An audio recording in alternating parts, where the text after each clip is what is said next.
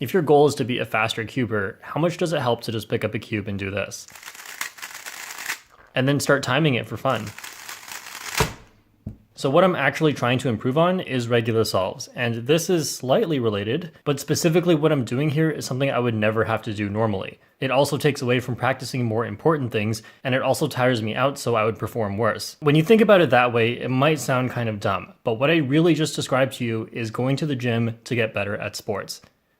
So you don't have to do things that are technically useless like this. What you can do instead is just the algorithms you would normally use during your solves. And when you practice these, you don't want to just go at your normal speed, you want to go faster than you think you can. For example, if I want to do a J-perm with a guarantee I don't mess up, it would look something like this. But if I want to go faster than that and improve my potential speed, then it would look something like this.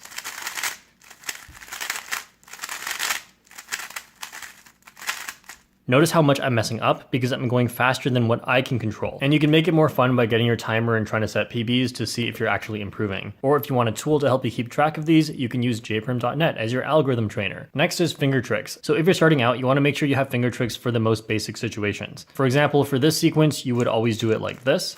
And for the reverse sequence, you would always start here and do it like this. For sledgehammer, you would do it like this and end with your thumb. And anytime you see these situations in algorithms, you would always just do it that way. And make sure that you don't end up with bad habits such as this. It should be this. But as you get faster, you want to use a greater variety of finger tricks so that you don't have to change how your hand grips the cube all the time. And that's called a regrip, which isn't all that slow, but if you know what you're going to do next, then having to regrip before you do it can be really slow. So if you just do a regrip right now, I guarantee you cannot do that as fast as just doing R. That's because for a regrip, I dodge these corner pieces, and for R, I don't. So most of the time, regripping is worse than adding one move. So here I've done T-perm with a regrip and T-perm without a regrip, and you'll notice that the one without a regrip actually gets more than one move in before the one with the regrip even begins. But something you'll also notice is that near the end of the algorithm, I regripped again for both of them. And this regrip is actually okay because I'm doing a U prime move as I do the regrip. So it's in this situation where a regrip isn't bad because I can do it while doing another move. And just to finish off the comparison, these are both regripless T-perms to start, but one of them avoids the final regrip as well. As you can see, neither one really has an advantage because I'm not saving any time by eliminating that regrip.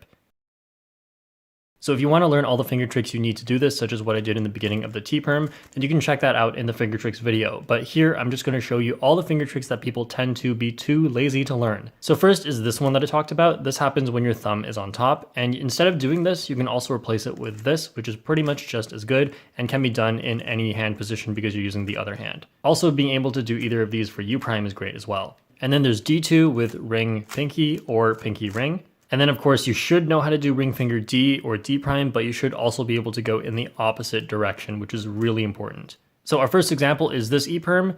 Just kidding, don't use this algorithm. I know a lot of people who do use it, and if you use it, you're just being lazy. The reason anyone uses this E-perm is because you only have to do the regular D move and not the reverse kind. But if you use the regular E-perm and just learn how to do that in reverse, then you can do it really fast.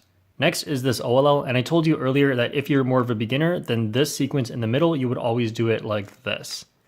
But that's not going to be true for this OLL anymore, because if you try and go through the whole algorithm without regripping, then you'd end up being in this position as you get to those moves. And as you can see, I'd have to regrip to get thumbs on front to do that same trigger again. So instead, from here, you'd have to do this as your only possible way of doing U. And then the rest of it goes like that, and then F prime here like this. And notice that this way of doing F prime is really just the way of doing U prime I showed earlier like this.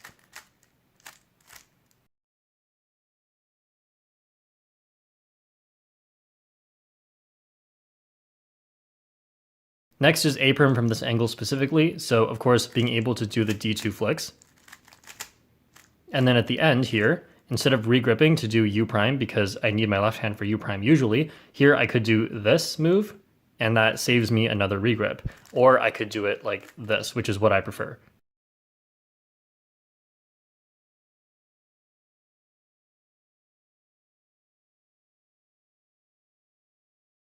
Also, the special way of doing U or U prime is really, really important for F2L. So this pair, inserting with L prime, U prime, L, oh, I regripped. Instead, anything front slot related should always start with thumbs on front. Then I can do it like this.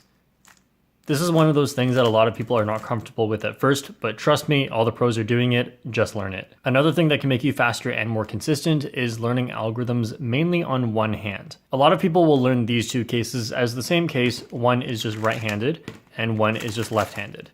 If you're just learning this, I would say that's fine because you're learning two algorithms for the price of one. However, once you've learned a lot of the important algorithms like all of OLL and PLL, then you should start thinking about changing them all to be one hand, most likely your right hand. And so this one would still be the same, but then this one would go like this. Now this isn't true for every case, and you can see how often I do this in my OLL and PLL videos. Now the main reason why you want to think about this is that one of your hands will be often the one regripping, while the other one stays in this exact grip. So just regripping one hand is less prone to mistakes, and having to switch from a right-handed algorithm to a regripped left-handed algorithm is much worse. And I know a lot of people don't prefer to practice their algorithms in favor of more important things like look ahead and efficiency. While those are of course necessary, it's always important to keep pushing your turn speed as well. If you don't have much time to practice and you just want to solve, that's totally fine. But come on, just give it a try. How fast can you do a J-perm?